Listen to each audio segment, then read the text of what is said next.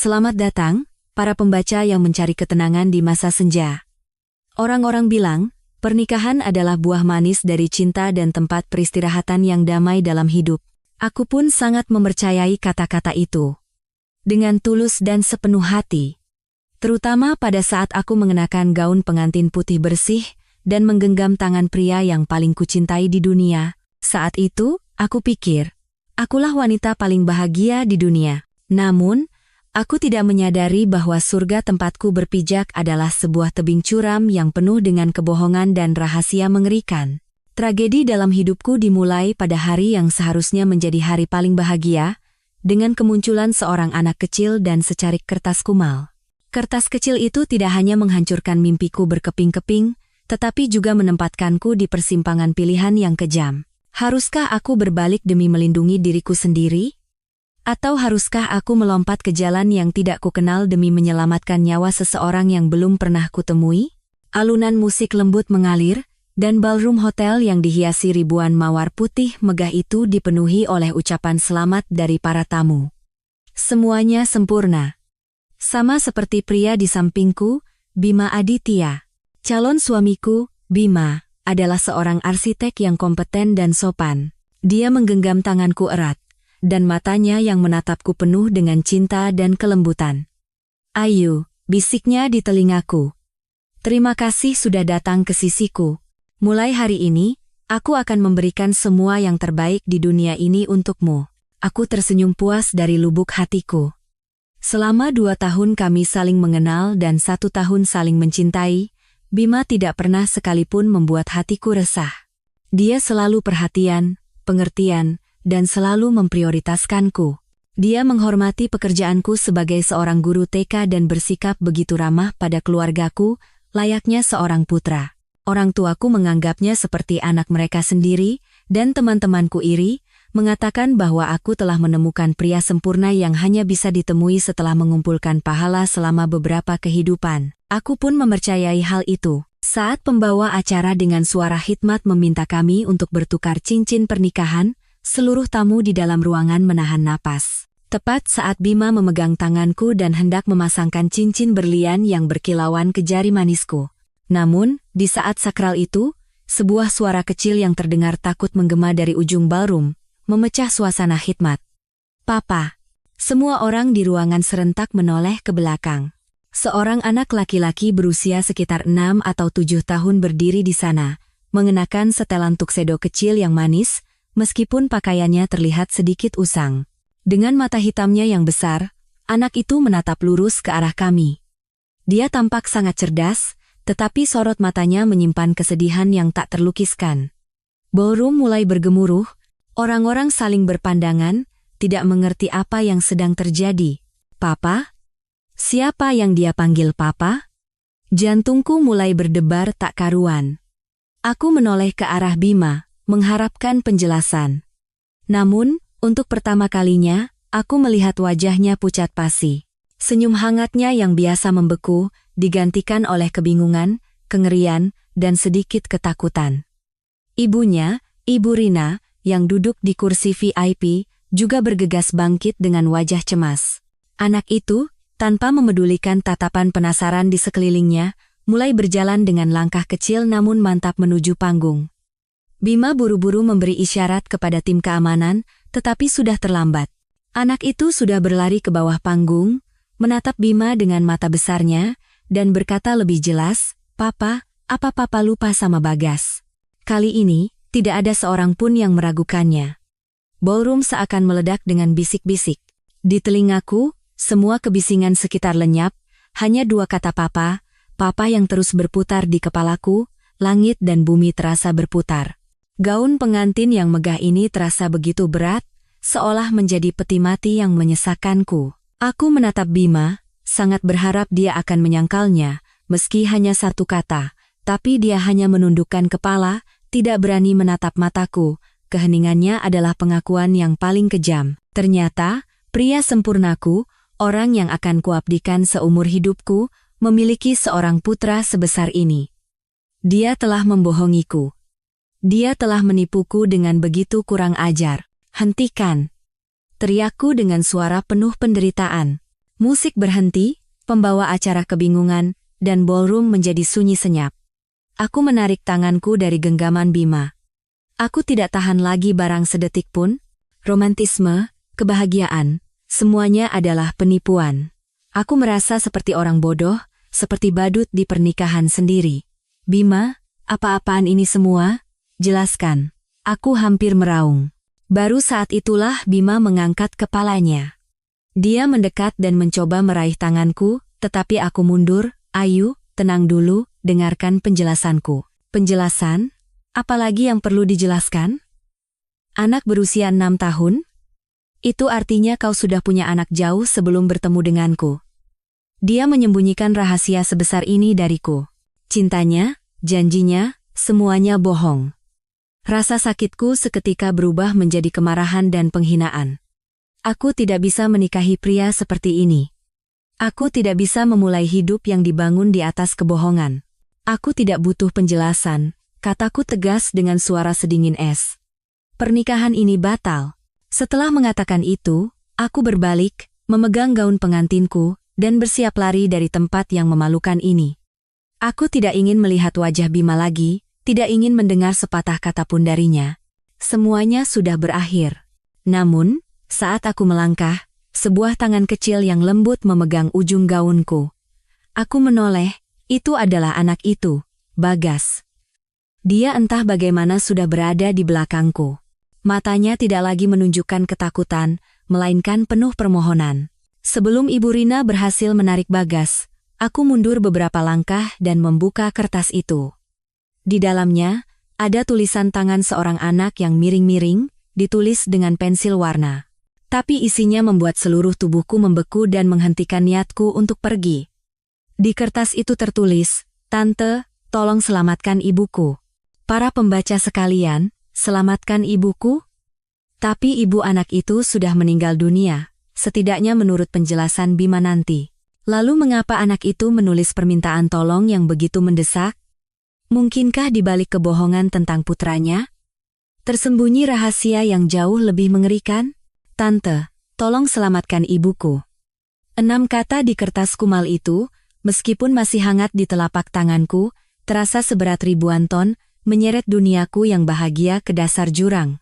Pikiranku kacau, jantungku berdebar kencang seolah akan menembus dadaku. Selamatkan ibunya? Dari mana anak ini datang? Dan siapa ibunya hingga meminta pertolongan dariku?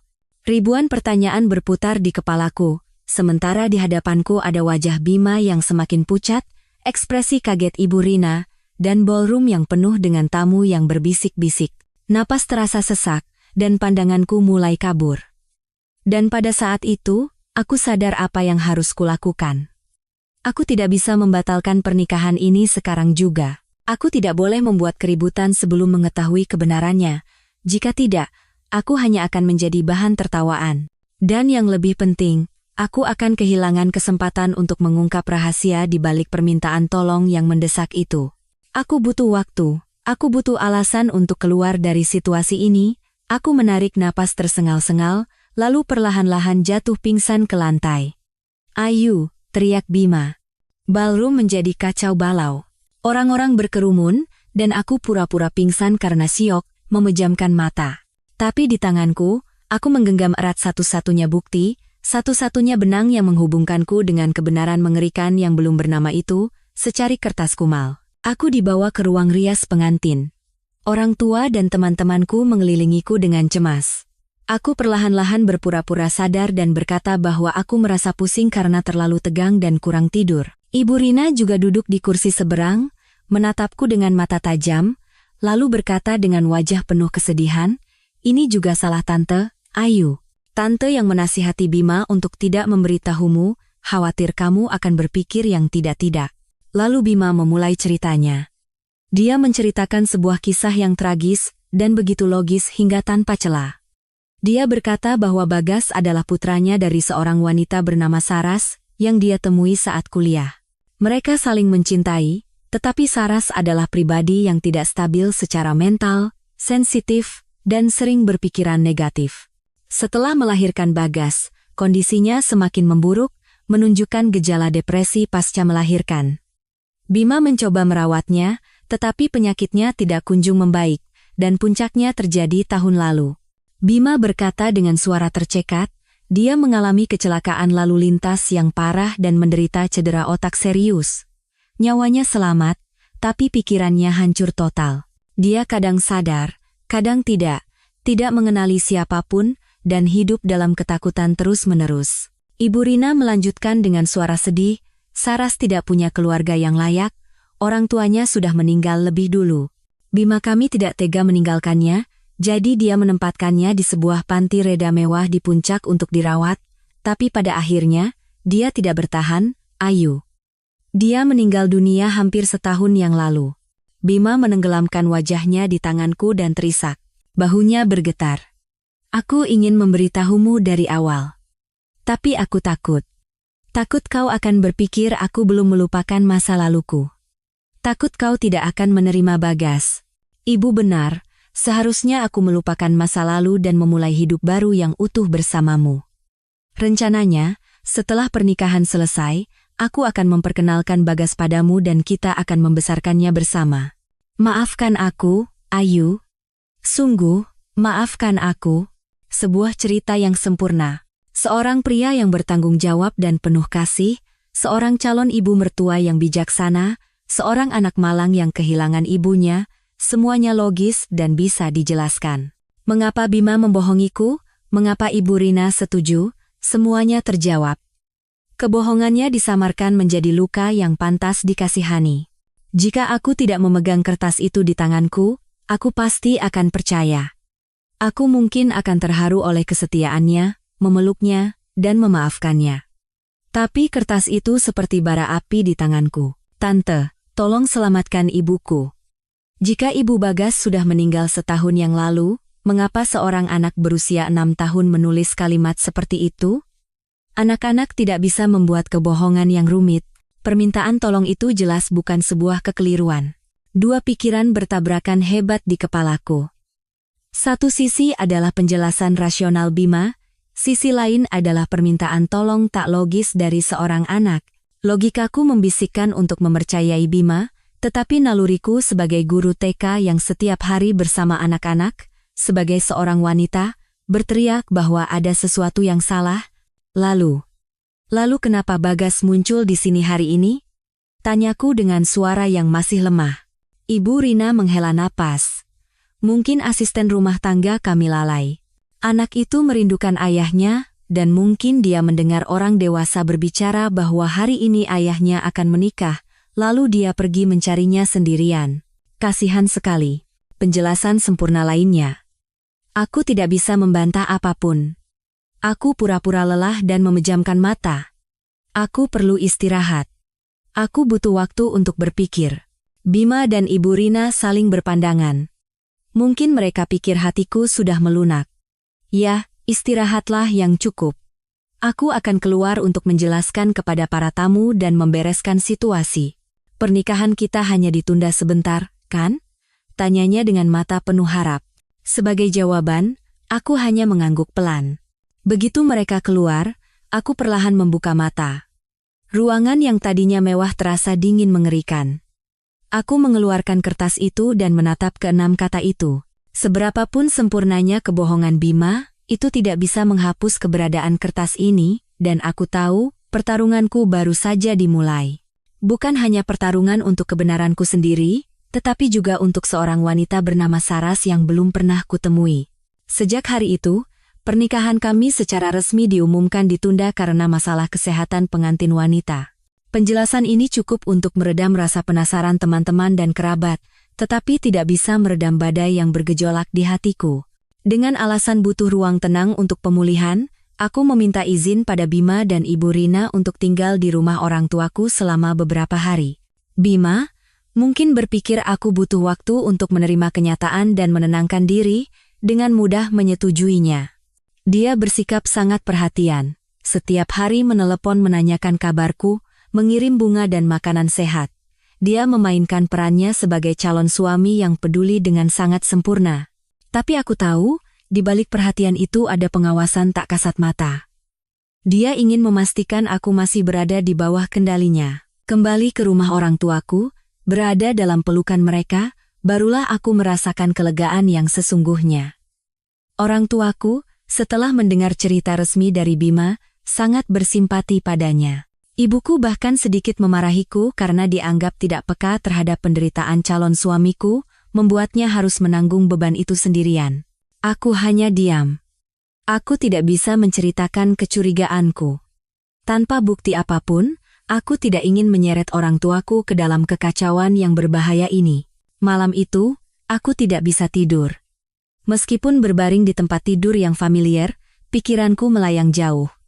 Aku mengeluarkan kertas Bagas dan membacanya kembali ratusan kali. "Tante, tolong selamatkan ibuku." Tulisan tangan yang polos itu mengandung keputusasaan yang menyayat hati. Anak itu tidak akan menulis ini jika ibunya benar-benar sudah tiada. Pasti ada sesuatu. Wanita bernama Saras itu, mungkin dia masih hidup. Tetapi jika dia masih hidup, mengapa Bima berbohong? Mengapa dia dan ibunya harus merancang sandiwara yang begitu rumit? Pertanyaan tanpa jawaban berputar di kepalaku. Aku merasa sendirian dan tak berdaya. Aku butuh seseorang untuk diajak bicara, seseorang yang bisa memberiku nasihat bijak, dan aku teringat temanku, Rania. Rania adalah sahabat terbaikku sejak kuliah. Sekarang dia adalah seorang pengacara yang cerdas dan tajam. Selamat datang, para pembaca yang mencari ketenangan di masa senja. Orang-orang bilang, pernikahan adalah buah manis dari cinta dan tempat peristirahatan yang damai dalam hidup. Aku pun sangat mempercayai kata-kata itu. Dengan tulus dan sepenuh hati. Terutama pada saat aku mengenakan gaun pengantin putih bersih dan menggenggam tangan pria yang paling kucintai di dunia. Saat itu, aku pikir, akulah wanita paling bahagia di dunia. Tanpa berkata apa-apa, dia menyodorkan secarik kertas kumal ke telapak tanganku. Aku bingung, tidak tahu apa yang terjadi. Di belakang, Bima dan Ibu Rina yang melihat itu menjadi pucat pasi dan berlari untuk menjauhkan anak itu. "Bagas, jangan ganggu tante ini, ayo sama nenek." Tapi anak itu memegang tanganku erat dan menatapku dengan tatapan memohon. Firasatku mengatakan ada sesuatu yang tidak beres. Aku menggenggam kertas itu erat-erat. Dan sesuatu yang terlalu sempurna biasanya menyembunyikan kebohongan. Kata-kata Rania seolah menyiramkan air dingin ke kepalaku, membuatku sadar. Kedua, kertas dari Bagas adalah kuncinya. Anak berusia 6 tahun tidak mungkin tiba-tiba menulis kalimat seperti itu. "Naluri kamu benar sekali. Kemungkinan besar, ibunya masih hidup." Jantungku berdebar lebih kencang. Ada seseorang yang mempercayai pikiranku. Lalu, apa yang harus aku lakukan sekarang? Tanyaku dengan suara sedikit bergetar. "Yang terpenting sekarang adalah kamu harus tetap tenang. Jangan sampai Bima dan ibunya tahu kalau kamu curiga. Kamu harus berpura-pura menerima penjelasan mereka. Beraktinglah seolah kamu butuh waktu untuk memahami dan memaafkan mereka. Dengan begitu, mereka akan lengah, dan kita akan punya kesempatan untuk mengungkap kebenaran." Logikaku membisikkan untuk mempercayai Bima, tetapi naluriku sebagai guru TK, yang setiap hari bersama anak-anak, sebagai seorang wanita, berteriak bahwa ada sesuatu yang salah. Lalu kenapa Bagas muncul di sini hari ini? Tanyaku dengan suara yang masih lemah. Ibu Rina menghela napas. "Mungkin asisten rumah tangga kami lalai. Anak itu merindukan ayahnya, dan mungkin dia mendengar orang dewasa berbicara bahwa hari ini ayahnya akan menikah, lalu dia pergi mencarinya sendirian. Dan sesuatu yang terlalu sempurna biasanya menyembunyikan kebohongan." Kata-kata Rania seolah menyiramkan air dingin ke kepalaku, membuatku sadar. Kedua, kertas dari Bagas adalah kuncinya. Anak berusia 6 tahun tidak mungkin tiba-tiba menulis kalimat seperti itu. "Naluri kamu benar sekali. Kemungkinan besar, ibunya masih hidup." Jantungku berdebar lebih kencang. Ada seseorang yang mempercayai pikiranku. Lalu, aku akan menyatukan kepingan-kepingan itu. Kita akan menemukan kebenarannya bersama. Panggilan telepon dengan Rania memberiku kekuatan dan arah yang jelas. Aku tidak lagi bingung dan tersesat. Aku tahu apa yang harus kulakukan. Aku akan menjadi seorang aktris, memainkan peran sebagai wanita lemah, yang dilanda kesedihan untuk mengelabui mata musuh. Aku akan menjadi domba yang penurut.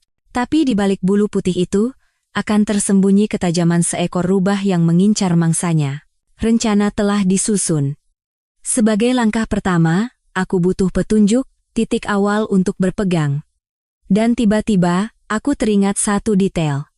Detail kecil yang dulu tidak pernah kuperhatikan. Di ruang kerja Bima, di antara gambar-gambar desain arsitektur yang rumit, tergantung sebuah lukisan pemandangan yang sangat indah, tanpa tanda tangan pelukisnya. Mungkin, itu adalah kunci pertama dalam perjalanan ini. Setelah berbicara dengan Rania, aku memulai peranku.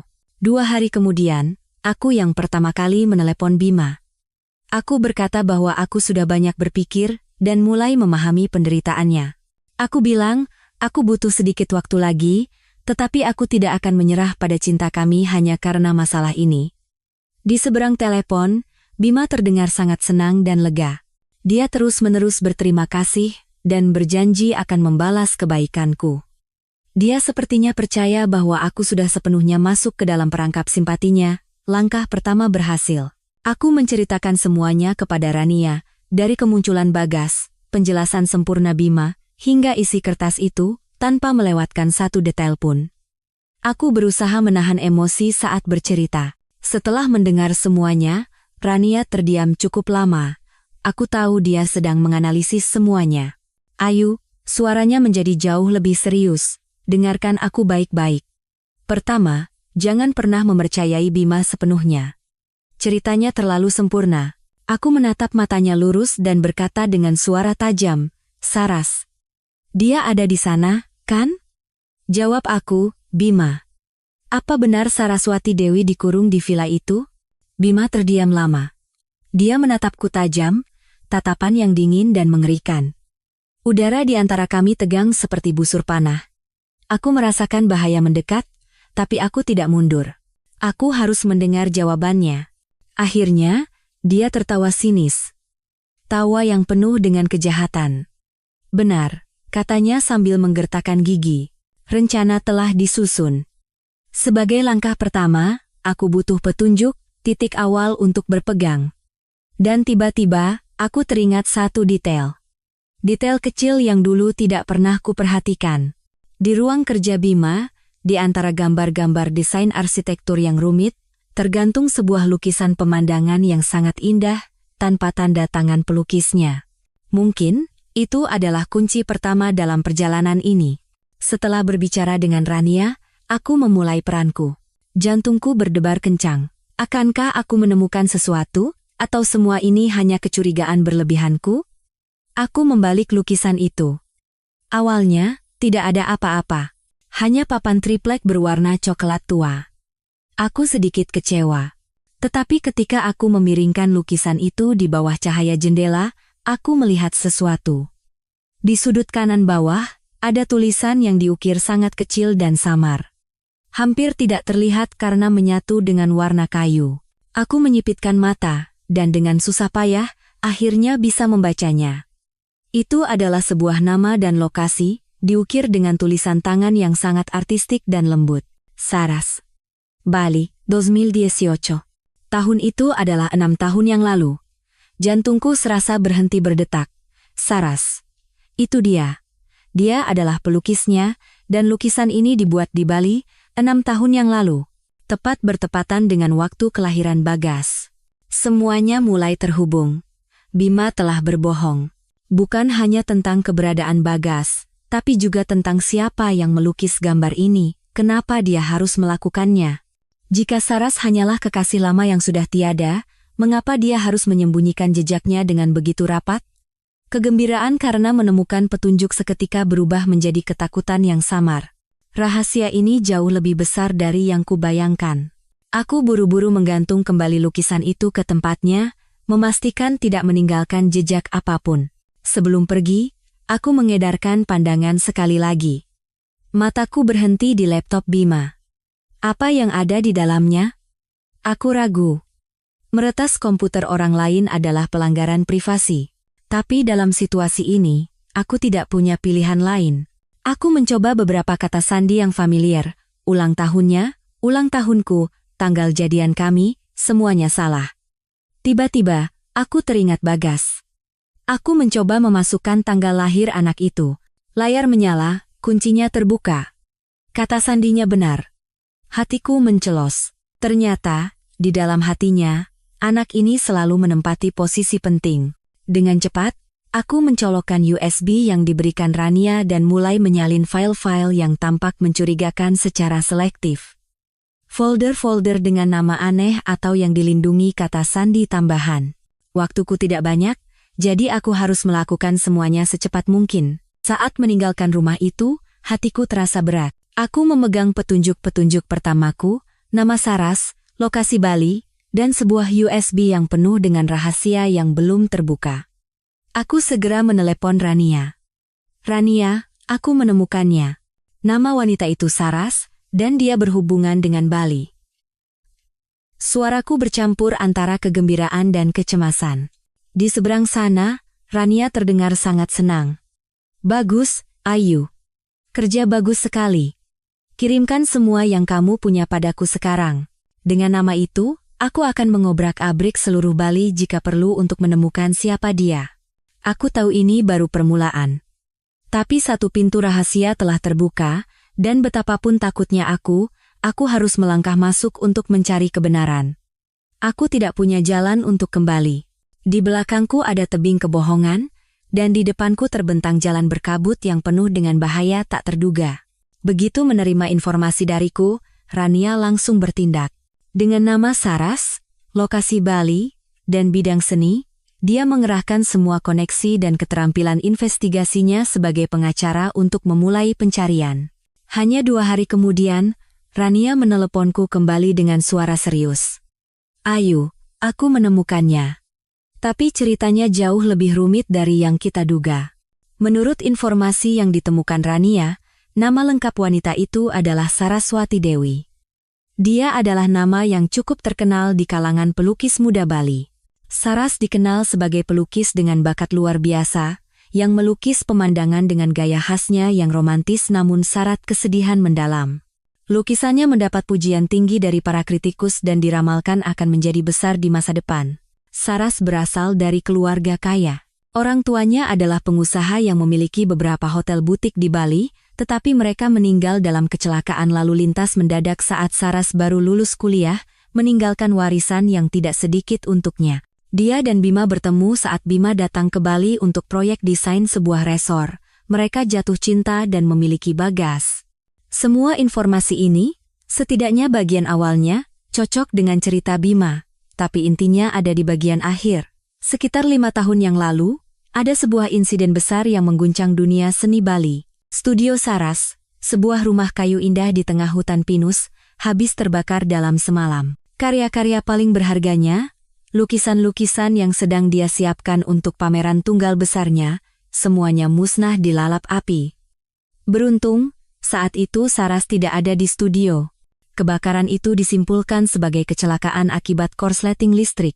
Dan setelah kebakaran itu, suara Rania merendah, Saraswati Dewi tiba-tiba menghilang dari dunia seni.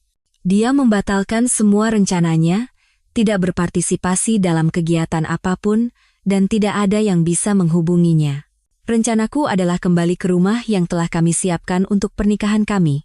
Aku mengatakan kepadanya bahwa aku ingin membersihkan rumah dan menata barang-barang sendiri, untuk menenangkan pikiran dan mempersiapkan diri menyambut Bagas. Bima, tanpa curiga sedikit pun, memberiku kunci rumah, dan berkata aku bisa datang kapan saja. Rumah itu kini bukan lagi calon sarang kebahagiaanku. Itu adalah tempat kejadian perkara yang harus kuselidiki sendiri. Sebuah hipotesis mengerikan mulai terbentuk di kepalaku. Aku juga berpikir begitu, jawab Rania. Terlalu banyak kebetulan. Kebakaran yang menghancurkan seluruh kariernya, diikuti dengan hilangnya dia. Ini sangat mungkin merupakan skenario yang direncanakan. Jika itu direncanakan, siapa dalangnya? Dan apa tujuannya? Semua kecurigaan mengarah pada satu orang, Bima. Semua orang mengira dia hancur karena syok akibat kebakaran itu, kehilangan semua inspirasi kreatifnya, dan mulai mengasingkan diri. Sejak itu, sampai sekarang, tidak ada yang mendengar kabar tentangnya. Mendengar itu, aku merasa seluruh tubuhku mendingin. Menghilang. Seorang seniman di puncak karirnya, lenyap tanpa jejak setelah insiden misterius. Ini tidak mungkin kebetulan. Rania, kamu juga berpikir kebakaran itu bukan kecelakaan, kan? Tanyaku. Aku sudah minta bantuan temanku yang ahli IT untuk membukanya, tapi sepertinya butuh beberapa hari lagi. Rencana perawatan. Namanya terdengar biasa, tapi dalam konteks ini, terasa mengerikan. Mungkin itu adalah rencana rinci untuk mengurung Saras. Sambil menunggu hasil dari Rania, aku memutuskan tidak bisa tinggal diam. Aku harus mendekati satu-satunya orang yang bisa memberiku jawaban, meskipun hanya berupa kepingan puzzle yang hancur, Bagas. Aku menelepon Bima, mengatakan bahwa kondisiku sudah jauh lebih baik, dan aku ingin bertemu Bagas. Aku berkata, jika aku ingin menerimanya, aku butuh waktu untuk akrab dan membangun ikatan dengannya. Bima, tanpa curiga sedikit pun, dengan senang hati setuju. Dia berjanji akan membawa Bagas ke taman dekat rumahku di akhir pekan agar kami bisa menghabiskan waktu berdua. Dia masih berpikir aku adalah domba penurut yang perlahan-lahan tunduk pada rencananya, tanpa menyadari bahwa domba itu kini bersiap menunjukkan cakarnya. Pertemuan dengan Bagas adalah sebuah pertaruhan. Bagaimana cara membuka hati seorang anak berusia 6 tahun yang pemalu dan terluka agar dia mempercayaiku? Bagaimana cara bertanya agar dia mengingat kembali tanpa membuatnya takut? Aku tidak tahu. Aku hanya tahu, aku harus mencobanya. Demi Bagas, demi ibunya yang malang, dan demi diriku sendiri. Kebenaran sudah sangat dekat, tapi jalan menuju ke sana penuh duri, dan langkahku selanjutnya mungkin akan menentukan segalanya. Di akhir pekan, Bima menepati janjinya membawa Bagas ke taman. Dia berusaha menciptakan suasana keluarga yang menyenangkan, membelikan Bagas es krim dan balon. Tapi aku bisa melihat kecanggungan dalam setiap tindakannya, dan ketakutan yang tersembunyi di balik mata anak itu. Bagas sangat pendiam. Rania melanjutkan dengan suara yang penuh perhitungan layaknya seorang pengacara. Sementara itu, kumpulkan informasi sebanyak mungkin tentang wanita itu, Saras. Sekecil apapun tidak apa-apa. Nama, kota asal, teman-teman lama. Apapun yang bisa kamu gali dari Bima secara alami. Kamu harus menjadi seorang aktris, Ayu. Aktris? Aku tidak pernah membayangkan harus melakukan hal seperti itu. Tapi Rania benar. Ini satu-satunya cara. Aku hanya bermain ayunan dan perosotan bersamanya, permainan sederhana. Sebagai guru TK, aku tahu cara membuat anak-anak merasa nyaman dan aman. Aku menceritakan dongeng untuk Bagas, menyanyikan lagu anak-anak. Perlahan-lahan, Bagas mulai membuka diri. Dia lebih banyak tersenyum, dan kadang-kadang dia yang memulai percakapan denganku. Ketika aku merasa waktunya tepat, aku perlahan memulai pembicaraan. Aku duduk di samping Bagas di bangku dan memberinya satu set pensil warna dan buku gambar. Aku tidak boleh membuat keributan sebelum mengetahui kebenarannya. Jika tidak, aku hanya akan menjadi bahan tertawaan. Dan yang lebih penting, aku akan kehilangan kesempatan untuk mengungkap rahasia di balik permintaan tolong yang mendesak itu. Aku butuh waktu, aku butuh alasan untuk keluar dari situasi ini. Aku menarik napas tersengal-sengal, lalu perlahan-lahan jatuh pingsan ke lantai. Ayu, teriak Bima. Ballroom menjadi kacau balau. Bagas berhenti sejenak, seolah mencoba mengingat sesuatu. Dia menatapku, matanya yang besar dan bulat tampak sedikit kosong. Rumahku punya jendela yang besar sekali. Kalau lihat keluar, ada danau yang luas sekali. Ibu sering duduk di sana sambil menggambar. Benar. Sebuah rumah dengan jendela yang menghadap ke danau. Ini petunjuk yang sangat penting. Lalu ibumu sekarang di mana? Tante sudah lama tidak melihatnya. Aku bertanya selembut mungkin agar tidak membuatnya takut. Apakah itu obat penenang? Apakah mereka menggunakan obat untuk mengendalikan Saras, membuatnya lemah dan bergantung? Hipotesis yang mengerikan, tapi itu menjelaskan mengapa Saras tidak bisa melarikan diri sendiri. Lalu Bagas bisa masuk ke kamar ibu untuk main bersama? Tanyaku, menahan getaran dalam suaraku. Bagas menggeleng keras. Tidak boleh. Nenek tidak izinkan. Kata nenek. Ibu harus istirahat. Aku hanya bisa melihat ibu dari celah pintu. Aku kangen sekali sama ibu. Aku harus mengeluarkan Saras dari rumah itu, mengembalikan kebebasannya, dan mengembalikan ibu bagi anak malang ini. Aku memberikan buku gambar itu pada Bagas. Bagas, bisa tolong gambarkan untuk tante rumah tempat kamu dan ibu tinggal?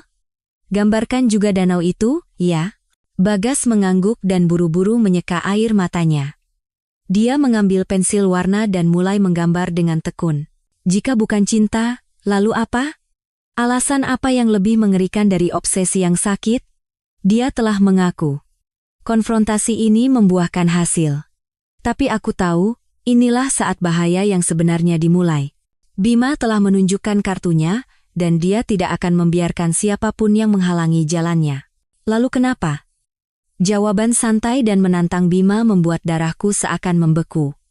Dia tidak hanya mengaku, tapi juga tidak menunjukkan sedikitpun rasa bersalah atau takut. Pertemuan dengan Bagas memberiku informasi yang sangat berharga, tetapi sekaligus menempatkanku dalam situasi yang lebih berbahaya. Bima dan Ibu Rina tidak akan tinggal diam jika mereka tahu aku mencoba mengungkap kebenaran. Aku harus bertindak sangat cepat dan hati-hati sebelum mereka sadar dan menghalangiku. Percakapan dengan Bagas telah menyingkap sebagian tabir rahasia, tetapi bagian yang paling gelap dan menakutkan masih tersembunyi di dalam rumah di tepi danau itu. Begitu menerima gambar Bagas dan informasi sepotong-sepotong dari ingatan anak itu, aku segera mengirimkannya ke Rania. Dengan data berharga ini atap merah, menara, jendela bundar, bukit, danau luas, hutan pinus Rania tidak butuh waktu lama untuk mempersempit area pencarian. Lokasi yang paling mungkin adalah di dekat sebuah danau di Bali, kemungkinan di daerah Bedugul. Tempat itu memiliki semua elemen, danau, hutan pinus, perbukitan, dan villa-villa pribadi. Sebuah penjara yang disamarkan sebagai villa, sangkar emas yang dijaga ketat. Rania memberitahuku bahwa penduduk setempat mengatakan villa itu jarang dihuni, sesekali terlihat sebuah sedan hitam keluar masuk, dan para asisten rumah tangga di sana sangat pendiam, dan tidak pernah berinteraksi dengan tetangga. Semua ini semakin menguatkan hipotesis kami. Ayu, sekarang apa yang harus kita lakukan? Tanya Rania melalui telepon. Suaranya penuh kekhawatiran. Kita tidak bisa lapor polisi. Kita tidak punya bukti langsung. Kalau polisi datang dan tidak menemukan apa-apa, atau Bima dan ibunya sudah memindahkan Saras ke tempat lain, semua usaha kita akan sia-sia. Mereka malah akan lebih waspada. Dan kita mungkin tidak akan punya kesempatan lagi. Rania benar. Kami tidak bisa bertindak gegabah. Ini adalah pertarungan otak, dan kami harus melangkah dengan pasti. Aku berpikir lama. Diam dan menunggu hanya akan membuat Saras semakin dalam bahaya. Aku tidak bisa duduk diam lagi. Sudah saatnya aku menghadapi Bima secara langsung. Aku harus memojokkannya dan membuatnya mengakui kebenaran, meskipun ini sangat berbahaya bagi diriku sendiri. Rania, aku akan bicara langsung dengan Bima, kataku dengan suara mantap. Kamu gila? Teriak Rania di seberang telepon. Itu terlalu berbahaya. Bagaimana jika dia nekat?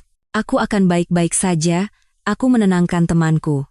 Aku tidak akan menghadapinya sendirian. Aku akan memilih tempat umum, dan aku akan merekamnya. Apa yang bisa dia lakukan padaku di tempat ramai? Aku hanya ingin memastikan satu hal terakhir, apakah Saras benar-benar ada di sana. Begitu dia mengakuinya, kita punya alasan untuk langkah selanjutnya. Meskipun sangat khawatir, Rania akhirnya menyetujui rencanaku. Dia berpesan agar aku sangat berhati-hati, selalu menjaga jarak aman, dan segera meneleponnya jika ada tanda-tanda bahaya. Aku membuat janji bertemu dengan Bima keesokan malamnya di sebuah kafe mewah di pusat kota. Aku berkata bahwa aku sudah banyak berpikir dan memutuskan untuk memaafkannya, tetapi ada beberapa pertanyaan yang ingin ku jelaskan sebelum melanjutkan hubungan kami. Bima, yang masih berpikir aku berada di genggamannya, dengan senang hati menerima janji itu. Dia bahkan datang dengan pakaian rapi dan membawa buket mawar besar, seolah ini adalah kencan untuk memperbaiki hubungan. Aku merasakan kepahitan yang menyakitkan dan penghinaan saat melihatnya. Bagaimana bisa orang ini begitu munafik dengan sempurna? Setelah beberapa basa-basi, Aku tidak lagi berputar-putar. Aku meletakkan foto yang sudah kucetak dari gambar Bagas di atas meja. Bima, bisa kau beritahu aku di mana rumah ini? Bima melihat foto itu, dan senyum yang tadinya menghiasi bibirnya membeku. Dia menatapku dengan tatapan menyelidik. Ini hanya gambar Bagas. Imajinasi anak-anak. Tidak perlu dipikirkan. Dia berusaha mengalihkan pembicaraan. Aku tertawa sinis. Imajinasi? Tapi bagaimana bisa imajinasi seorang anak begitu cocok dengan villa di tepi danau di Bali, yang terdaftar atas nama ibumu? Kata-kataku seperti bom. Wajah Bima langsung pucat. Dia tidak pernah menyangka aku akan tahu informasi sejauh ini. Kebingungannya seketika berubah menjadi kemarahan. Dia tidak lagi berpura-pura. Siapa yang memberitahumu ini? Kau menyuruh orang untuk memata-mataiku, Ayu, geramnya. Suaranya kehilangan kehangatan yang biasa. Aku tidak menjawab pertanyaannya. Aku menatap matanya lurus dan berkata dengan suara tajam, Saras. Dia ada di sana, kan? Jawab aku, Bima. Apa benar Saraswati Dewi dikurung di villa itu? Bima terdiam lama. Dia menatapku tajam, tatapan yang dingin dan mengerikan. Udara di antara kami tegang seperti busur panah. Aku merasakan bahaya mendekat, tapi aku tidak mundur. Aku harus mendengar jawabannya. Akhirnya, dia tertawa sinis. Tawa yang penuh dengan kejahatan. Benar, katanya sambil menggertakkan gigi. Lalu kenapa kalau dia ada di sana? Pengakuannya, meskipun sudah kuduga, membuat jantungku mencelos. Jadi benar. Semua kecurigaanku benar. Seseorang telah dikurung, dirampas kebebasannya. Tapi kenapa? Kenapa kau melakukan itu? Suaraku bergetar. Apa kau begitu mencintainya sampai harus mengurungnya? Bima tertawa lagi. Tawa yang lebih menakutkan. Cinta? Ayu, kau naif sekali. Kau pikir semua hal di dunia ini berputar di sekitar cinta? Kata-katanya membuatku terdiam. Imajinasi? Tapi bagaimana bisa imajinasi seorang anak begitu cocok dengan villa di tepi danau di Bali, yang terdaftar atas nama ibumu? Kata-kataku seperti bom. Wajah Bima langsung pucat. Dia tidak pernah menyangka aku akan tahu informasi sejauh ini. Kebingungannya seketika berubah menjadi kemarahan. Dia tidak lagi berpura-pura. Siapa yang memberitahumu ini? Kau menyuruh orang untuk memata-mataiku, Ayu, geramnya. Suaranya kehilangan kehangatan yang biasa. Aku tidak menjawab pertanyaannya. Menepis perasaan sentimental, aku langsung menuju ruang kerja Bima. Ruangan itu didesain sangat modern dengan rak-rak buku tinggi yang penuh dengan buku-buku tentang arsitektur dan seni. Dan di dinding seberang meja kerja, tergantunglah lukisan itu. Lukisan itu menggambarkan sebuah bukit yang dipenuhi bunga matahari kuning yang sedang mekar. Di kejauhan, tampak hutan pinus biru yang diselimuti kabut, pemandangan khas Bali yang sangat indah. Kau pikir apa yang bisa kau lakukan padaku? Apa kau punya bukti? Secarik kertas dari seorang anak, atau kata-kata seorang guru TK yang cemburu karena ditipu? Dia bersandar di kursinya, melipat tangan di dada. Sikapnya begitu percaya diri dan sombong, biar ku beritahu, Saras itu sakit jiwa. Aku punya semua surat diagnosis dari rumah sakit, ditandatangani oleh dokter-dokter terbaik. Sebagai orang terdekatnya dan ayah dari putranya, aku punya hak wali yang sah. Aku hanya membawanya ke tempat yang tenang untuk beristirahat. Jauh dari kebisingan dunia, semua demi kebaikannya. Paham? Semua yang kulakukan sepenuhnya legal. Aku terdiam. Surat diagnosis sakit jiwa, hak wali yang sah. Dia telah memperhitungkan segalanya, menciptakan jebakan hukum yang sempurna. Penjara tak kasat mata yang tidak bisa ditembus siapapun. Tidak mungkin, aku tergagap. Dia tidak gila. Kau tahu bagaimana kehidupan di sana, Ayu? Itu bukan resor peristirahatan. Itu neraka di bumi. Dia akan hidup bersama orang-orang gila sungguhan, disuntik obat penenang dosis tertinggi setiap hari, sampai akhirnya dia benar-benar menjadi gila, hidup yang lebih buruk dari kematian. Dan semua itu karena ulahmu. Kau yang akan menjadi orang yang mendorong Ibu Bagas ke neraka, pikirkan baik-baik. Kata-katanya seperti belati beracun yang menusuk jantungku, kejam dan jahat. Dia tidak hanya mengancamku, tapi juga menyanderaku dengan nyawa dan masa depan Saras. Dia menjadikanku pion dalam permainannya. Jika aku maju, Saras dalam bahaya. Jika aku mundur, aku menjadi kaki tangan yang mengabaikan nyawa yang butuh pertolongan. Aku duduk terpaku. Seluruh tubuhku mendingin. Aku telah meremehkan orang ini. Dia bukan penipu biasa. Dia adalah iblis sejati, cerdas, penuh perhitungan, dan tidak akan segan menggunakan cara apapun untuk mencapai tujuannya. Aku hanya membawanya ke tempat yang tenang untuk beristirahat. Jauh dari kebisingan dunia, semua demi kebaikannya. Paham? Semua yang kulakukan sepenuhnya legal. Aku terdiam. Surat diagnosis sakit jiwa, hak wali yang sah. Dia telah memperhitungkan segalanya, menciptakan jebakan hukum yang sempurna, penjara tak kasat mata yang tidak bisa ditembus siapapun. Tidak mungkin, aku tergagap. Dia tidak gila. Aku hanya ingin kau mengerti dan bersimpati padaku. Bisakah kita lupakan masalah ini? Kita mulai lagi dari awal. Aku akan memberikan kompensasi untuk segalanya padamu. Dia menggunakan wortel dan tongkat secara bersamaan. Mengancam, lalu membujuk. Dia ingin aku tunduk dan hidup sesuai rencananya.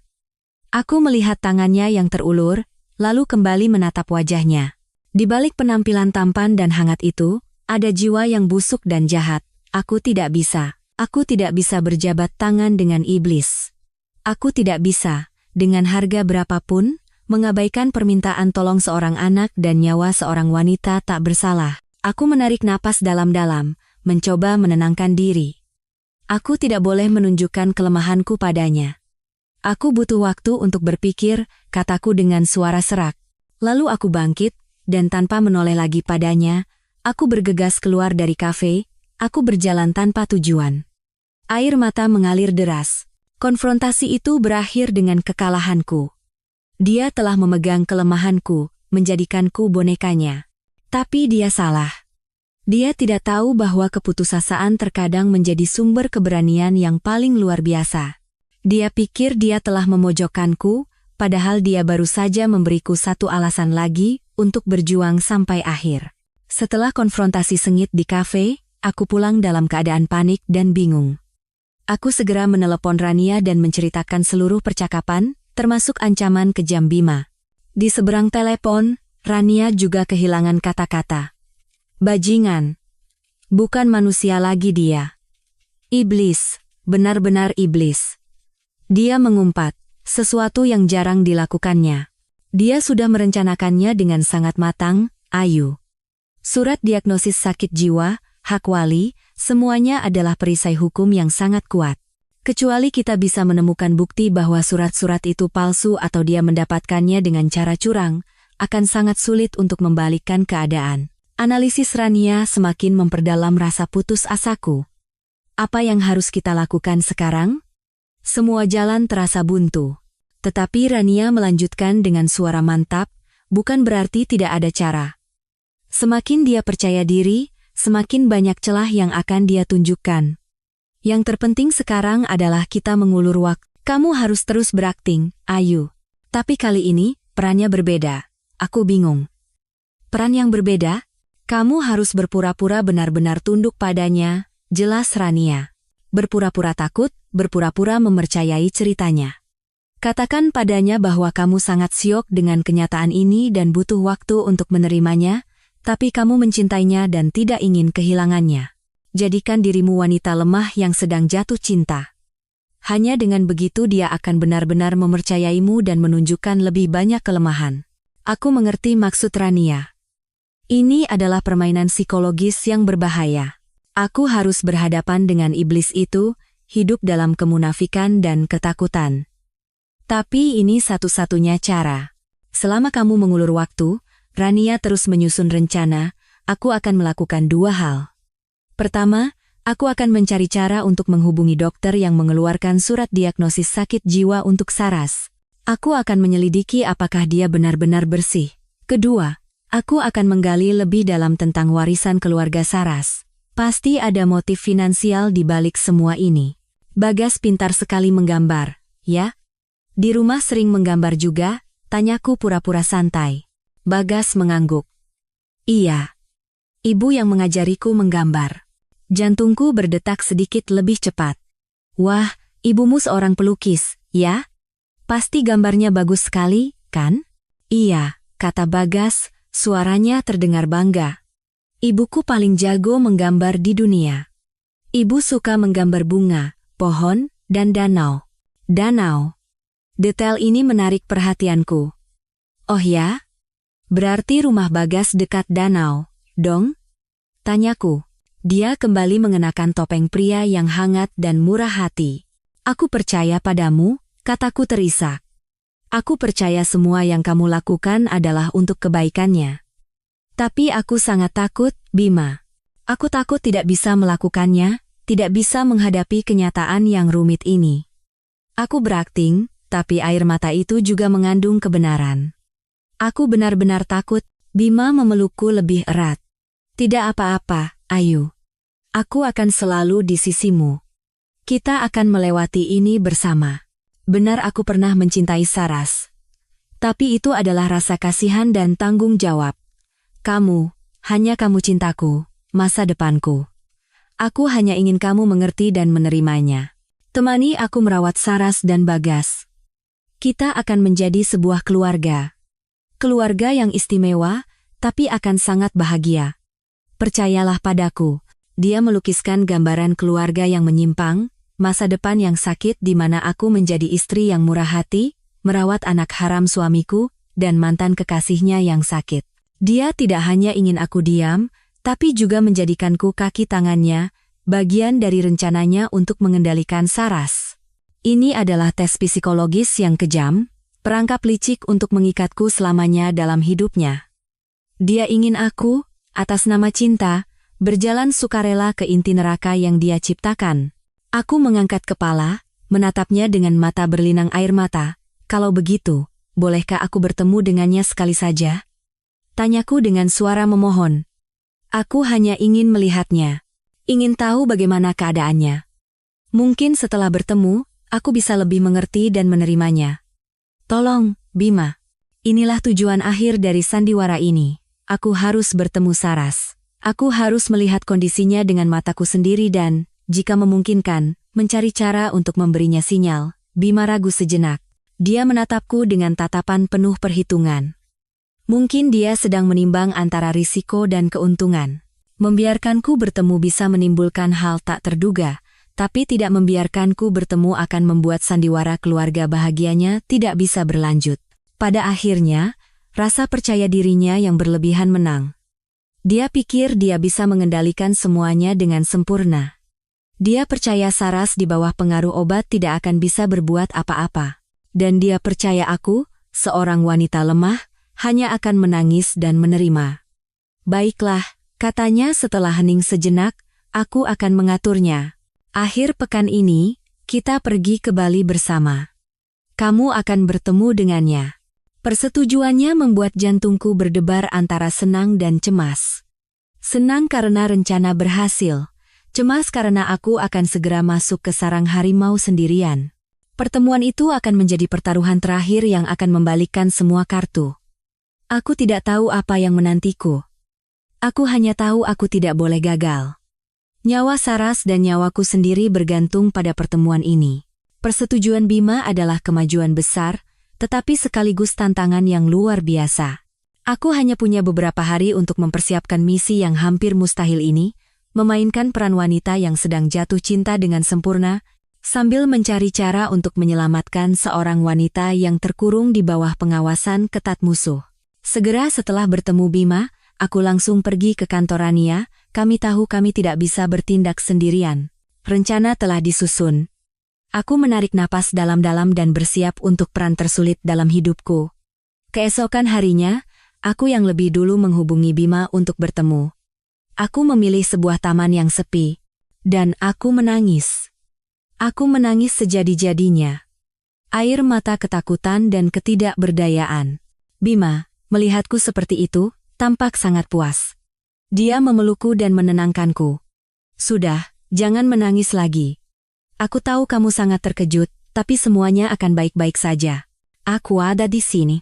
Membiarkanku bertemu bisa menimbulkan hal tak terduga, tapi tidak membiarkanku bertemu akan membuat sandiwara keluarga bahagianya tidak bisa berlanjut. Pada akhirnya, rasa percaya dirinya yang berlebihan menang. Dia pikir dia bisa mengendalikan semuanya dengan sempurna. Dia percaya Saras di bawah pengaruh obat tidak akan bisa berbuat apa-apa. Dan dia percaya aku, seorang wanita lemah, hanya akan menangis dan menerima. Baiklah, katanya setelah hening sejenak, aku akan mengaturnya. Dan Nona Ayu, misi Anda dalam pertemuan nanti sangat penting. Anda akan menjadi umpan, sekaligus mata dan telinga kami di dalam. Anda harus melakukan dua hal. Pertama, pastikan posisi dan kondisi pasti Saras di dalam rumah. Kedua, cari cara untuk menonaktifkan atau mengalihkan perhatian sistem kamera pengawas, meskipun hanya sesaat. Dia memberiku beberapa peralatan super kecil. Sebuah jepit rambut dengan kamera dan perekam suara, sebuah alat untuk mengganggu sinyal kamera dalam jangkauan sempit, dan sebuah cincin yang terlihat sangat biasa. Tapi jika permukaan cincin itu diputar sedikit, itu akan mengirimkan sinyal darurat ke timnya. Ini akan melindungi Anda, katanya. Tapi senjata terbesar Anda adalah ketenangan, jangan pernah menunjukkan rasa takut. Ingat, nyawa seseorang ada di tangan Anda. Rumah yang antik dan indah, tapi entah kenapa terasa suram dan memancarkan aura kematian. Sarang harimau sudah di depan mata, dan aku akan segera masuk ke dalamnya sendirian. Mobil Bima perlahan melewati gerbang besi tinggi dan masuk ke halaman villa. Hawa dingin merayap di punggungku. Tempat ini sangat indah dengan taman yang terawat rapi dan semak-semak mawar yang sedang mekar. Tapi keindahan itu tidak bisa menutupi suasana pengap dari sebuah kurungan, seperti sangkar yang terbuat dari emas. Dia telah menerima sejumlah besar uang dari Ibu Rina untuk memalsukan rekam medis. Dia bilang dia diancam, tapi Rania tahu itu hanya alasan atas keserakahan dan tindakan tidak etis seorang dokter. Rania merekam seluruh pengakuannya. Ini adalah bukti fatal yang bisa meruntuhkan semua perisai hukum yang dibangun Bima. Pada saat yang sama, penyelidikan atas aset keluarga Saras juga membuahkan hasil. Harta warisan Saras bukan hanya beberapa hotel butik, tapi juga beberapa bidang tanah di lokasi premium di Bali, dengan total nilai mencapai ratusan miliar rupiah. Menurut wasiat orang tua Saras, dia akan memiliki hak penuh untuk mengelola properti ini setelah menikah atau pada usia 30 tahun. Dan tahun ini, Saras berusia 29 tahun. Semuanya menjadi jelas. Tujuan akhir Bima bukanlah cinta atau obsesi yang sakit. Itu adalah uang. Dia ingin mengurung Saras dan membuatnya tidak kompeten secara hukum sebelum dia mencapai usia 30 tahun. Dengan begitu, sebagai wali dan ayah dari satu-satunya ahli warisnya, Bagas, dia bisa sepenuhnya mengelola dan menguasai kekayaan raksasa itu. Pernikahanku dengannya hanyalah sebuah sandiwara. Sebuah batu loncatan untuk melegitimasi citranya sebagai pria sukses dan menciptakan cangkang yang sempurna untuk menutupi konspirasinya. Mengetahui kebenarannya, kemarahanku semakin memuncak. Pria ini bukan lagi manusia. Dia telah menjadikan cinta, pernikahan, dan bahkan anaknya sendiri sebagai alat untuk memuaskan keserakahannya yang tak terbatas. Kini, rencana penyelamatan bukan hanya tentang mengembalikan kebebasan Saras, tapi juga tentang menghentikan kejahatan dan menegakkan keadilan. Akhir pekan tiba, dan aku berangkat bersama Bima ke Bali. Sepanjang perjalanan, dia tampak sangat bahagia, terus berbicara tentang masa depan kami, tentang bagaimana kami akan merawat Saras dan Bagas bersama. Aku duduk di sebelahnya, tersenyum dan mengangguk, tapi hatiku dilanda badai. Jepit rambut itu terpasang diam di rambutku, cincin sinyal darurat melingkar di jariku. Aku siap, apapun yang akan kuhadapi, aku tidak akan mundur. Mobil mulai memasuki jalan sempit menuju villa di tepi danau. Dari kejauhan, aku melihatnya. Rumah yang antik dan indah, tapi entah kenapa terasa suram dan memancarkan aura kematian. Sarang harimau sudah di depan mata, dan aku akan segera masuk ke dalamnya sendirian. Mobil Bima perlahan melewati gerbang besi tinggi dan masuk ke halaman villa. Hawa dingin merayap di punggungku. Tempat ini sangat indah dengan taman yang terawat rapi dan semak-semak mawar yang sedang mekar. Tapi keindahan itu tidak bisa menutupi suasana pengap dari sebuah kurungan. Seperti sangkar yang terbuat dari emas. Seindah apapun, tetap saja sebuah penjara. Ibu Rina sudah menunggu di depan pintu. Dia menyambutku dengan senyum palsu dan memegang tanganku. Sudah sampai, Ayu. Perjalananmu tidak melelahkan, kan? Kemunafikannya membuatku mual. Aku hanya mengangguk pelan. Interior villa itu mewah, tapi tidak terasa ada kehangatan kehidupan. Semuanya sunyi senyap secara tidak wajar. Bima membawaku melewati ruang tamu menuju koridor panjang. Dia berhenti di depan sebuah pintu kayu. Saras ada di dalam, katanya dengan suara yang dibuat-buat iba. Tapi ingat, dia tidak stabil secara mental. Jangan katakan hal-hal yang provokatif. Biar aku yang bicara. Kamu cukup duduk dan mendengarkan. Dia mencoba mengendalikan pertemuan itu. Dia takut aku akan mengatakan sesuatu yang membuat Saras bereaksi tidak normal. Aku mengangguk patuh. Baiklah. Aku tidak akan membuatmu kesulitan. Bima membuka pintu. Ruangan itu sangat luas, dengan jendela besar yang langsung menghadap ke danau, persis seperti dalam ingatan Bagas. Tapi sinar matahari di luar seolah tidak mampu mengusir udara suram di dalam ruangan. Di sebuah kursi goyang dekat jendela, seorang wanita duduk membelakangi kami. Dia kurus kering, rambut panjangnya tergerai di bahunya menutupi sebagian besar wajahnya. Mendengar suara, dia perlahan berbalik, dan aku menahan napas. Itu adalah Saras. Matanya hanya melirikku sekilas, lalu kembali menatap keluar jendela. Aku tahu ini adalah efek obat. Mereka telah menggunakan obat penenang dosis tinggi untuk mengubah wanita berbakat dan cantik ini menjadi raga tanpa jiwa. Dadaku sesak oleh rasa sakit dan amarah. Aku mencoba mendekat, mencoba mencari sinyal kehidupan apapun di matanya. Halo, kataku dengan suara bergetar. Saya Ayu. Aku mengulurkan tangan untuk menyentuhnya, tapi Bima lebih cepat. Dia menepis tanganku dengan lembut. Jangan, Ayu. Jangan sentuh dia. Dia tidak suka orang asing. Dia menghalangiku. Dia takut aku dan Saras akan melakukan kontak apapun. Ibu Rina berdiri di ambang pintu, melipat tangan di dada, mengawasi setiap gerak-gerikku dengan mata tajam. Aku duduk di kursi di seberang Saras. Aku harus melakukan sesuatu. Aku harus memberinya sinyal bahwa aku datang untuk menyelamatkannya. Tapi bagaimana? Aku tidak bisa bicara atau bertindak terang-terangan. Tiba-tiba, aku teringat jepit rambutku. Aku berpura-pura rambutku berantakan dan mengangkat tangan untuk merapikannya. Aku sedikit melepas jepit itu lalu memasangnya kembali, memastikan kamera super kecil di atasnya mengarah ke Saras, mencoba merekam kondisinya. Lalu aku mulai berbicara. Obrolan ringan tentang cuaca, tentang bunga-bunga di taman. Aku berusaha membuat suaraku terdengar sealami mungkin. Tapi sebenarnya, aku sedang mengirim pesan. Aku bercerita tentang pekerjaanku sebagai guru TK. Aku bercerita tentang seorang anak yang cerdas dan aktif bernama Bagas.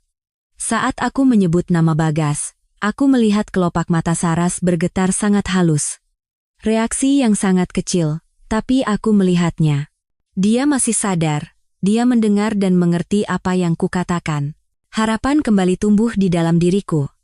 Aku harus mencari cara untuk mengirim sinyal yang lebih kuat. Aku mengedarkan pandangan ke sekeliling ruangan, mencari kesempatan. Mataku berhenti pada remote televisi di atas meja. Sebuah ide muncul. Aku berpura-pura batuk beberapa kali dan berkata pada Bima, "Bima, udara di sini agak pengap. Bisa tolong putarkan musik? Musik instrumental saja, biar hati Saras tenang." Bima tampak enggan, tapi melihat ekspresi memohonku, dia akhirnya mengangguk. Dia mengambil remote dan memutar musik klasik yang tenang. Musik mulai mengalun, memecah keheningan yang tegang. Inilah kesempatanku. Aku berpura-pura rambutku berantakan dan mengangkat tangan untuk merapikannya. Aku sedikit melepas jepit itu lalu memasangnya kembali, memastikan kamera super kecil di atasnya mengarah ke Saras, mencoba merekam kondisinya. Lalu aku mulai berbicara. Obrolan ringan tentang cuaca, tentang bunga-bunga di taman. Aku berusaha membuat suaraku terdengar sealami mungkin. Tapi sebenarnya, aku sedang mengirim pesan. Aku bercerita tentang pekerjaanku sebagai guru TK. Sesuatu yang pernah kuajarkan pada anak-anak di kelas kegiatan luar ruangan. Aku tidak tahu apakah Saras akan mengerti, tapi aku hanya bisa berharap. Saras masih duduk diam, matanya masih kosong, tapi tiba-tiba, aku melihat tangannya di bawah meja, jari-jarinya yang kurus bergerak sedikit. Dia juga mengetuk. 3 ketukan cepat, 2 ketukan lambat. Dia mengerti. Dia membalas sinyalku. Jantungku serasa mau meledak. Kami terhubung. Di depan mata kedua iblis itu, sebuah jaringan komunikasi tak kasat mata telah terbentuk. Tepat pada saat itu, seluruh villa tiba-tiba gelap gulita, lampu padam, musik berhenti. Mati lampu. Rencana penyelamatan telah resmi dimulai. Saat kegelapan tiba-tiba menyelimuti, semuanya hening sejenak, lalu disusul oleh teriakan melengking Ibu Rina. Astaga, ada apa ini? Mati lampu? Bima juga terdengar panik. Dia buru-buru mengeluarkan ponselnya dan menyalakan senter. Mungkin ada masalah listrik, Bu. Tenanglah, aku akan keluar memeriksa panelnya. Cahaya redup dari ponsel Bima menyorot ke sana kemari di dalam ruangan, menciptakan bayangan-bayangan aneh dan bengkok di dinding. Situasi menjadi kacau dan tegang. Inilah kesempatan yang diciptakan oleh tim Pak Hardi, dan satu-satunya kesempatanku. Aku tahu aku hanya punya beberapa menit, atau bahkan detik, untuk bertindak. Memanfaatkan kelengahan Bima dan Ibu Rina karena insiden tak terduga ini, aku segera berlari ke arah Saras. Tanpa berkata apa-apa, aku memegang tangannya yang dingin dan menariknya dengan kuat. Dan aku hanya berbisik satu kata, Bagas. Wanita yang tadinya tampak seperti kehilangan semua daya hidupnya itu tiba-tiba memberikan reaksi yang luar biasa. Dia tidak melawan, langsung bangkit, dan mengikutiku dengan mantap. Mungkin sinyalku telah membangkitkan naluri bertahan hidup yang tertidur di dalam dirinya. Kalian mau kemana? Suara geraman Bima terdengar dari belakang. Dia telah menyadari niatku. Cahaya ponselnya menyorot lurus ke wajah kami. Dalam kegelapan, wajahnya tampak mengerikan. Ayu, kau sudah gila? Lepaskan dia. Dia berlari untuk menghentikan kami. Tapi tepat pada saat itu, terdengar suara brak yang memekakan telinga. Jendela besar yang menghadap danau itu pecah berkeping-keping. 2 pria berpakaian hitam dan bertopeng dengan cepat melompat masuk ke dalam ruangan. Mereka adalah anggota tim Pak Hardi. Bima dan Ibu Rina membeku, tidak mengerti apa yang terjadi. Salah satu anggota tim menerjang dan dengan teknik bela diri profesional, menjatuhkan Bima ke lantai. Yang lain menghalangi Ibu Rina, dan tatapan tajamnya membuat wanita itu tidak berani bersuara. Semuanya terjadi dalam sekejap mata. Lewat sini. Cepat. Seorang pria memberiku isyarat. Dia menunjuk ke jendela yang pecah. Tanpa ragu sedikit pun, aku memapah Saras, yang masih setengah sadar, dan melompat keluar jendela. Di luar sudah gelap, dan angin dari danau terasa menusuk tulang. 2 anggota tim lain sudah menunggu, dan mereka memapah Saras, membawanya lari menuruni bukit di belakang villa. Bagas? Di mana anakku? Tiba-tiba Saras bersuara. Suaranya lemah tapi panik. Itu adalah kata pertama yang dia ucapkan sejak aku bertemu dengannya. Cinta seorang ibu telah mengalahkan efek obat. Anak Anda aman. Tenang saja. Kami akan membawa Anda kepadanya, pria di sebelahku menenangkannya. Ternyata, saat aku berhadapan dengan Bima, tim lain telah mendekati paviliun tempat para asisten rumah tangga tinggal dan membawa Bagas keluar dengan aman. Rencana mereka benar-benar sempurna. Kami berlari melintasi taman menuju tepi danau. Di sana, sebuah perahu motor sudah menunggu dengan mesin menyala. Dari belakang, terdengar teriakan dan umpatan Bima, serta suara alarm villa yang meraung-raung, tapi sudah terlambat. Begitu kami menginjakkan kaki di perahu itu melesat seperti anak panah di atas permukaan danau yang tenang. Aku menoleh ke belakang. Di bawah cahaya dari villa, aku bisa melihat siluet Bima dan Ibu Rina berdiri tak berdaya di dekat jendela yang pecah. Mereka telah kalah. Kalah telak di dalam penjara yang mereka ciptakan sendiri. Perahu membawa kami ke dermaga rahasia di seberang danau. Sebuah mobil sudah menunggu. Di dalam mobil, duduklah Bagas. Dia aman tanpa luka sedikit pun. Cahaya ponselnya menyorot lurus ke wajah kami. Dalam kegelapan, wajahnya tampak mengerikan. Ayu, kau sudah gila? Lepaskan dia. Dia berlari untuk menghentikan kami. Tapi tepat pada saat itu, terdengar suara brak yang memekakan telinga. Jendela besar yang menghadap danau itu pecah berkeping-keping. Dua pria berpakaian hitam dan bertopeng dengan cepat melompat masuk ke dalam ruangan. Mereka adalah anggota tim Pak Hardi. Bima dan Ibu Rina membeku, tidak mengerti apa yang terjadi. Malam itu, mobil membawa kami keluar dari Bali, menuju tempat aman di Jakarta yang telah disiapkan oleh Rania dan Pak Hardi. Di dalam mobil, Saras tidak melepaskan Bagas. Efek obat penenang sepertinya mulai memudar, digantikan oleh kelelahan dan kehabisan tenaga. Dia menyandarkan kepalanya di bahuku dan berbisik dengan suara samar, "Terima kasih." Aku memegang tangannya. "Tidak apa-apa. Sekarang istirahatlah, semuanya sudah berakhir." Tapi aku tahu, semuanya belum berakhir. Ini baru permulaan. Bima dan Ibu Rina pasti tidak akan tinggal diam. Mereka akan mengerahkan segala cara untuk mencari kami, untuk membungkam Saras. Dan yang lebih penting, kebenaran di balik 5 tahun pengurungan itu, alasan sebenarnya mengapa Bima harus melakukan hal sekejam itu, masih menjadi misteri. Dan jawaban dari misteri itu hanya diketahui oleh satu orang, Saras. Kami harus menunggu sampai dia cukup stabil dan sehat untuk menceritakan semua kisah mengerikannya. Salah satu anggota tim menerjang dan dengan teknik bela diri profesional, menjatuhkan Bima ke lantai. Yang lain menghalangi Ibu Rina, dan tatapan tajamnya membuat wanita itu tidak berani bersuara. Semuanya terjadi dalam sekejap mata. "Lewat sini. Cepat." Seorang pria memberiku isyarat. Dia menunjuk ke jendela yang pecah. Tanpa ragu sedikit pun, aku memapah Saras, yang masih setengah sadar, dan melompat keluar jendela. Di luar sudah gelap, dan angin dari danau terasa menusuk tulang. Tidak ada dari kami yang memaksanya. Kami memberinya waktu, memberinya ruang aman untuk pulih sendiri. Psikolog itu bekerja dengan sangat berdedikasi. Dia mengatakan bahwa Saras sama sekali tidak sakit jiwa. Dia hanya menderita gangguan kecemasan dan depresi berat akibat pengurungan dan penyalahgunaan obat jangka panjang. Sindrom psikologis yang sangat bisa diobati. Perlahan-lahan, di bawah perawatan kami dan dengan kehadiran putranya sebagai penghiburan terbesar, Saras mulai menunjukkan perubahan positif. Dia mulai makan, mulai lebih banyak bicara.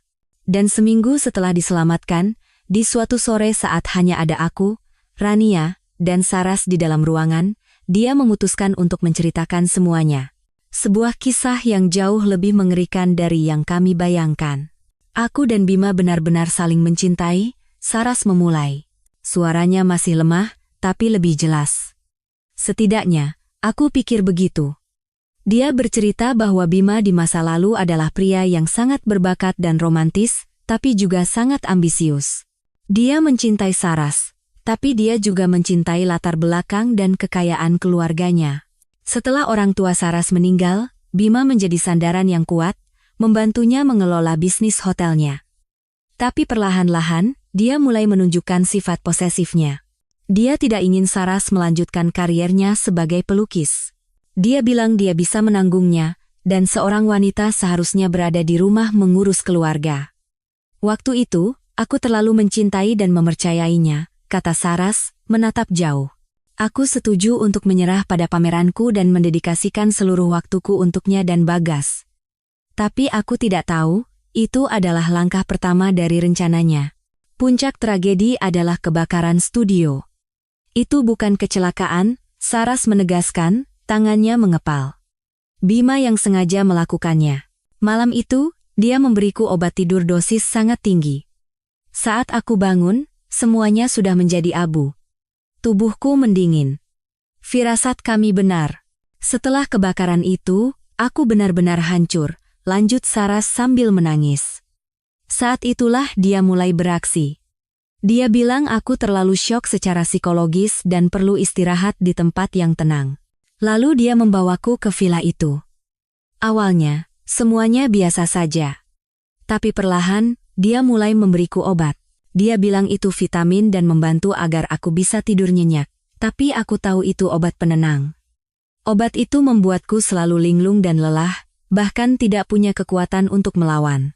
Dia mengisolasi Saras sepenuhnya dari dunia luar. Dia memutuskan semua kontak antara Saras dan teman-temannya, mengatakan kepada orang-orang bahwa Saras telah pindah ke luar negeri. Dia bahkan membatasi pertemuan Saras dengan putranya, dengan alasan takut penyakit gilanya akan menular pada Bagas. Dia ingin membuatku percaya bahwa aku gila, kata Saras dengan suara marah. Dia terus-menerus mengatakan bahwa aku berdelusi, bahwa hal-hal yang kuingat tidak nyata. Dia bahkan membawa seorang dokter tua untuk mendiagnosisku menderita skizofrenia. Perlahan-lahan, aku bahkan mulai meragukan diriku sendiri. Ada saat-saat di mana aku benar-benar berpikir aku sudah gila. Tapi kenapa? Kenapa dia harus melakukan sejauh itu?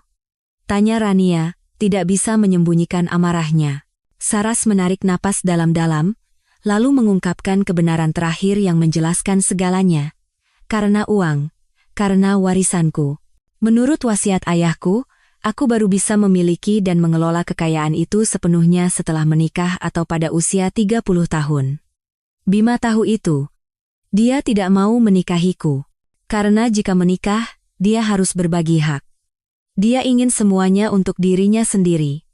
Rencananya adalah mengurungku dan membuatku tidak kompeten secara hukum sebelum aku berusia 30 tahun. Dengan begitu, sebagai wali dan ayah dari satu-satunya ahli warisku, Bagas, dia akan mendapatkan kekayaan itu. Pernikahan denganmu, Saras menoleh padaku dengan tatapan menyesal, hanyalah sebuah sandiwara untuk melengkapi cangkangnya. Agar tidak ada yang curiga ketika dia tiba-tiba mendapatkan uang sebanyak itu. Setelah cerita itu selesai, ruangan menjadi hening. Aku dan Rania saling berpandangan, kehilangan kata-kata. Keserakahan manusia benar-benar tidak ada batasnya. Demi uang, dia tega menginjak-injak cinta dan kemanusiaan, menghancurkan hidup seorang wanita, dan bahkan siap merampas masa kecil putranya sendiri. Kesaksian Saras dan rekaman pengakuan dokter menjadi bukti yang tak terbantahkan. Sebuah kasus kriminal besar akan segera dibuka, dan kali ini, tidak akan ada jalan keluar bagi Bima dan Ibu Rina. Jaring keadilan mungkin terbentang perlahan, tetapi tidak akan pernah luput. Sudah saatnya para penjahat itu membayar dosa-dosa mereka. Dengan kesaksian rinci Saras, rekaman pengakuan dokter, dan hasil medis yang menunjukkan adanya kandungan obat penenang dosis tinggi dalam tubuhnya dalam jangka waktu lama, Rania memiliki bukti yang lebih dari cukup untuk melapor ke polisi. Sebuah tim investigasi khusus dibentuk, dan penyelidikan berjalan cepat dan rahasia. Bima dan Ibu Rina, setelah mengetahui Saras hilang, menjadi sangat panik. Mereka mencari kemana-mana tetapi tidak menemukan jejak apapun. Mereka tidak berani melapor ke polisi karena takut masalah ini akan menjadi besar. Mereka hidup dalam ketakutan, tidak tahu kapan badai akan datang, dan badai itu datang lebih cepat dari yang mereka duga. Suatu pagi, saat Bima sedang memimpin rapat di kantornya, tim detektif tiba-tiba masuk. Di hadapan semua karyawan yang terkejut, surat perintah penangkapan dan penggeledahan dibacakan dengan suara keras. Bima tidak bisa melawan. Wajahnya pucat pasi, kakinya lemas. Topeng arsitek kompeten dan sukses itu hancur berkeping-keping di depan para karyawannya. Pada saat yang sama, tim detektif lain juga menggerebek kediaman Ibu Rina. Wanita yang tadinya tajam dan berkuasa itu kini hanya bisa terduduk di lantai, menangis dan memohon. Tapi semuanya sudah terlambat. Kejahatan mereka telah terungkap ke publik. Kasus pelukis yang hilang seketika mengguncang opini publik. Media serentak memberitakan konspirasi kejam di balik topeng cinta, dan seluruh masyarakat marah. Wajah asli Bima dan Ibu Rina terungkap ke seluruh negeri. Orang-orang yang dulu mengagumi dan membela mereka kini berbalik mencela dan mengutuk. Di hadapan bukti-bukti yang tak terbantahkan di kantor polisi, Bima dan Ibu Rina harus menundukkan kepala dan mengakui kejahatan mereka. Mereka mengakui semua rencana mereka, dari pembakaran studio, pemalsuan rekam medis, hingga penyekapan dan penyalahgunaan obat terhadap Saras. Dokter yang tidak bermoral itu juga ditangkap dan lisensi medisnya dicabut seumur hidup. Pada hari persidangan, ruang sidang penuh sesak. Aku, Rania, dan Saras hadir bersama. Saras, meskipun masih lemah, bertekad untuk menghadapi langsung orang-orang yang telah menghancurkan hidupnya. Dia mengenakan gaun putih, wajahnya sudah sedikit lebih segar, dan matanya tidak lagi kosong, melainkan memancarkan cahaya yang tegas dan kuat. Saat Bima dan Ibu Rina digiring ke kursi terdakwa, mereka tidak berani menatap Saras. Mereka tampak kuyu dan menyedihkan. Kekuasaan, uang, dan kesombongan yang pernah mereka miliki kini lenyap, hanya menyisakan penghinaan dan ketakutan. Putusan akhir dibacakan. Dengan berbagai dakwaan penyekapan ilegal, penganiayaan, penipuan, dan perampasan aset, Bima dijatuhi hukuman 20 tahun penjara. Hukuman yang setimpal untuk kejahatannya. Ibu Rina, sebagai kaki tangannya, juga dijatuhi hukuman 12 tahun. Seluruh aset yang mereka rampas dari Saras disita dan dikembalikan kepadanya. Keadilan telah ditegakkan, dan tidak ada penjahat yang bisa lolos. Saat hakim membacakan putusan, Saras menangis. Tapi itu bukan air mata penderitaan, melainkan air mata kebebasan. Neraka 5 tahunnya akhirnya berakhir. Keadilan telah ditegakkan. Aku dan Rania memeluk Saras, berbagi momen itu bersama. Kami, 3 wanita dari latar belakang berbeda, telah berjuang bersama dan mengalahkan kekuatan gelap. Persahabatan dan keberanian telah menang atas kejahatan dan keserakahan. Kasus telah berakhir, tetapi kehidupan orang-orang yang terlibat harus terus berjalan. Bima dan Ibu Rina akan membayar dosa mereka di balik tembok penjara. Dan Saras, dia akan memulai perjalanan baru yang lebih sulit, menyembuhkan luka jiwanya dan menemukan kembali dirinya. Dan aku, meskipun hatiku hancur oleh cinta palsu, aku tidak menyesal sama sekali. Karena aku tahu aku telah melakukan hal yang benar. Aku tahu aku telah menyelamatkan seseorang. Setelah persidangan berakhir, kehidupan Saras memasuki babak baru. Tidak ada lagi badai, tetapi riak-riak sisa masa lalu masih ada. Luka fisik bisa sembuh, tetapi luka jiwa butuh waktu dan kesabaran yang panjang untuk pulih. Saras, meskipun telah bebas, harus menghadapi pertarungan baru dengan trauma dan luka-lukanya. Dia memutuskan untuk menjual semua hotel dan tanahnya di Bali, untuk benar-benar memutuskan hubungan dengan tempat yang telah memberinya begitu banyak penderitaan. Dia pindah ke Jakarta bersama Bagas, tinggal di sebuah apartemen di dekat rumahku. Kami bukan lagi orang asing yang dihubungkan oleh tragedi. Kami telah menjadi sahabat dekat, saudara sejati. Aku dan Rania sering mengunjungi mereka. Kami memasak bersama, membawa Bagas ke taman, berbagi suka dan duka kehidupan. Pengalamanku sebagai guru TK sangat membantu Bagas untuk beradaptasi kembali dengan kehidupan normal. Di bawah cinta penuh ibunya dan perhatian kami, anak itu perlahan-lahan menjadi ceria dan aktif kembali. Ketakutan yang dulu ada di matanya telah berganti dengan kepolosan dan kecerahan yang sesuai dengan usianya. Proses penyembuhan Saras lebih sulit. Beberapa malam, dia masih mengalami mimpi buruk, terbangun sambil berteriak. Tapi dia tidak lagi sendirian. Selalu ada Bagas, aku, dan Rania di sisinya. Dan yang terpenting, dia menemukan kembali gairahnya, melukis. Awalnya, dia hanya melukis dengan warna-warna gelap dan terdistorsi, seolah melepaskan tekanan di dalam hatinya. Tapi perlahan, warna-warna cerah mulai kembali. Dia melukis Bagas yang sedang tertawa, melukis aku dan Rania, melukis bunga matahari yang selalu menghadap ke arah matahari. Melukis menjadi terapi ajaib yang membantunya membangun kembali jiwanya dari abu. Setahun kemudian, Saras mengadakan pameran tunggal pertamanya setelah tragedi itu. Nama pamerannya adalah Kelahiran Kembali. Pameran itu mendapat sambutan luar biasa. Orang-orang tidak hanya mengagumi bakatnya, tetapi juga semangat luar biasa dari seorang wanita yang telah melewati neraka dan kembali. Bagi diriku sendiri, guncangan akibat kebohongan Bima juga meninggalkan luka. Aku menjadi lebih berhati-hati dalam hubungan, tidak mudah mempercayai orang lain. Aku menolak beberapa lamaran, memutuskan untuk menghabiskan waktu untuk diriku sendiri, pekerjaanku, dan keluarga kecilku, Saras dan Bagas. Bukan berarti aku menutup hati, tapi aku tahu aku butuh waktu sampai hatiku benar-benar pulih. Aku bukan lagi Ayu, guru TK yang naif dan pemimpi seperti dulu. Aku menjadi lebih kuat, lebih dewasa. Aku menyadari bahwa nilai seorang wanita tidak bergantung pada apakah ada pria sempurna di sisinya, tetapi pada keberaniannya untuk memperjuangkan keadilan, hatinya yang baik, dan kemampuannya untuk berdiri teguh di atas kedua kakinya sendiri. Aku tidak memiliki pernikahan yang sempurna atau suami yang ideal. Tapi aku memiliki persahabatan yang berharga, seorang anak yang mencintaiku seperti keluarga sendiri. Dan yang terpenting, aku memiliki hati nurani yang tenang. Aku bangga pada diriku sendiri karena tidak mengabaikan permintaan tolong seorang anak. Aku bangga telah berkontribusi untuk mendapatkan keadilan bagi seorang wanita yang malang. Akhir dari cerita ini bukanlah tentang cinta yang baru, melainkan kemenangan keberanian dan kemanusiaan.